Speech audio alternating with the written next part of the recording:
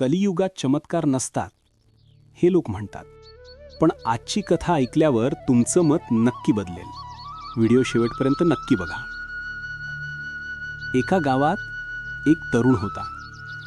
खूप चांगला, साधा, मेहनती, पण तरीही संकटांचा पाठपुरावा त्याच्याच मागे होता. नोकरी गेली, पैशाची तंगी, घरची परिस्थिती खराब. लोकांनीही सोडून दिलं.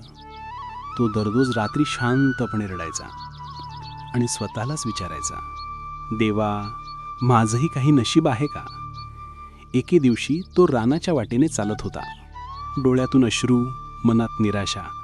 तेवढ्यात त्याच्या कानात एक आवाज आला, बाळा, नाव तरी घे माझं. तो चकित झाला. कुणीच नव्हतं आजूबाजूला, पण आवाज पुन्हा आला, एकदा तरी मामा म्हण, मग बघ बदल. त्याने डोळे मिटले, रडत रडत म्हणाला, जय बाळू मामा. त्या क्षणी वाऱ्याची एक हलकीशी झुळूक आली. जणू कुणीतरी त्याच्या पाठीवर हात ठेवला. त्याच्या छातीतली जडता कमी झाली आणि मनात एक अनोखा शांतपणा उतरला. दुसऱ्याच दिवशी त्याला फोन आला. जुनी नोकरी नाही, तर नवीन चांगली नोकरी. जिथून आशा संपली होती तिथेच मार्ग उघडला. त्या तरुणाने फक्त एकच वाक्य सांगितलं, त्या दिवशी माझं नशीब नाही बदललं, माझ्या मामांनी माझं डोकं उचललं. कलियुगात चमत्कार कसे होतात माहितीये?